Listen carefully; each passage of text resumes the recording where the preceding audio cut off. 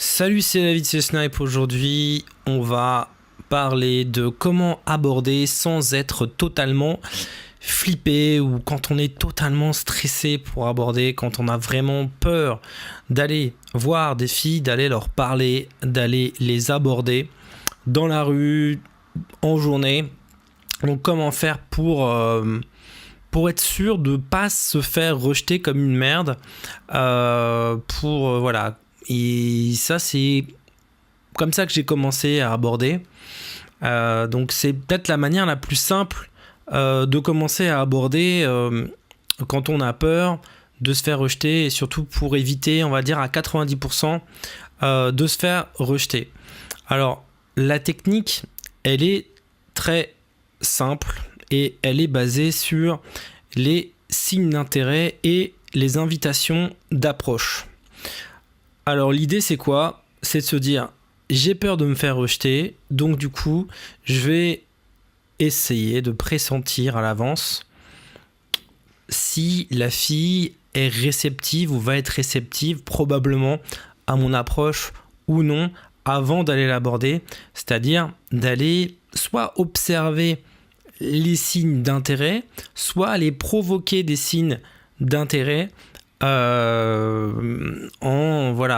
déclenchant, en testant certaines choses pour voir si la fille est déjà réceptive avant même d'aller lui parler.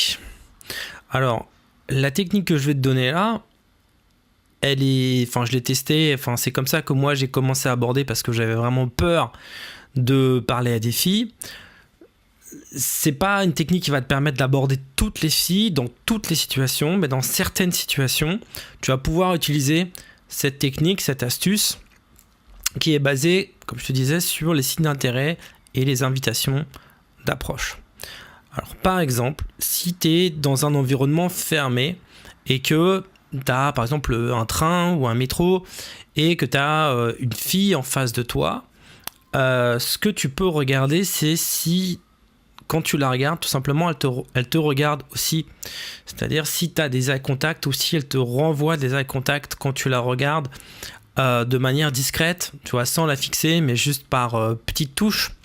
Est-ce que quand tu la regardes un petit peu légèrement, est-ce qu'elle te regarde ou est-ce qu'elle détourne le regard ou est-ce qu'elle ne te regarde jamais ? Alors si elle t'a regardé une fois, s'il y a eu un eye contact, donc un contact visuel, partagé, c'est-à-dire que tu l'as regardé, elle t'a regardé une fois, bon ça peut être une coïncidence.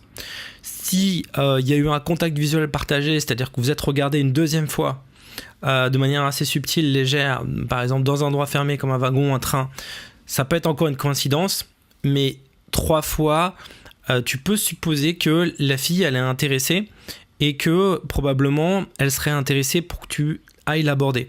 Si une fille voit par exemple que tu la regardes légèrement, que tu l'as remarqué et que elle n'a pas envie que tu lui parles ou qu'elle n'a pas envie que tu ailles lui parler, elle n'a pas envie de se faire aborder, en général ce qu'elle va faire c'est qu'elle va plutôt se fermer quand elle va voir que tu la regardes. Elle va plutôt avoir tendance à regarder ailleurs, elle va plutôt avoir tendance à regarder autre part et elle va plutôt avoir tendance à ne pas te renvoyer les contacts visuels, et ce sera le message que probablement elle n'a pas trop envie que tu l'abordes et que tu ailles lui parler. Mais s'il y a plusieurs contacts visuels, tu peux supposer qu'elle est intéressée. Et moi, c'est comme ça que j'ai commencé à faire mes premières approches dans le train. Alors pas dans le train directement, mais à comprendre les signes non-verbaux de séduction. Et ça t'assure que, si tu veux, ça va te rassurer quand tu as ton approche, parce que tu as beaucoup de moins de chances d'être rejeté si tu abordes une fille qui t'a déjà renvoyé plusieurs contacts visuels. Alors cette technique, elle peut aussi marcher dans un bar où tu regardes une fille une fois, 2 fois, 3 fois. Il y a cet échange d'eye contact.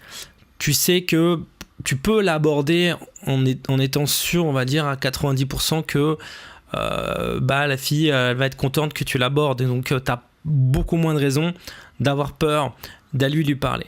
Alors si tu as envie d'aller beaucoup plus loin et d'avoir toutes mes astuces pour savoir comment se débarrasser de la peur de l'approche, battre la peur de l'approche, ne plus avoir peur d'aborder, aborder sans peur, j'ai fait une formation, donc je suis en train de préparer une formation qui sort jeudi soir.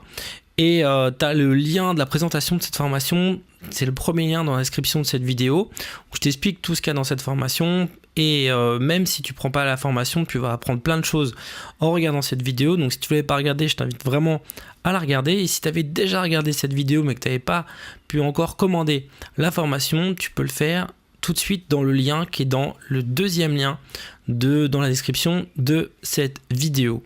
Donc il y a encore des conditions particulières. La formation, elle sort jeudi soir. Cette formation, je pars de la peur de l'approche. Donc je vais t'expliquer toutes les meilleures astuces, toutes les meilleures techniques pour débarrasser de la peur d'approche dans toutes les situations, notamment comment la contourner aussi. Ensuite, je vais te montrer comment aborder les routines de rencontre et comment gérer les premières minutes de conversation avec une fille, prendre un numéro de téléphone, et enfin, comment gérer toutes les objections, les rejets, les refus, et comment transformer en fait un maximum de non en oui. Donc tout ça, c'est dans la description de cette vidéo. Si tu n'avais pas pu encore réserver, regarde la vidéo de présentation ou commande directement. Et moi, je te dis à bientôt dans une prochaine vidéo, dans une prochaine formation. Salut!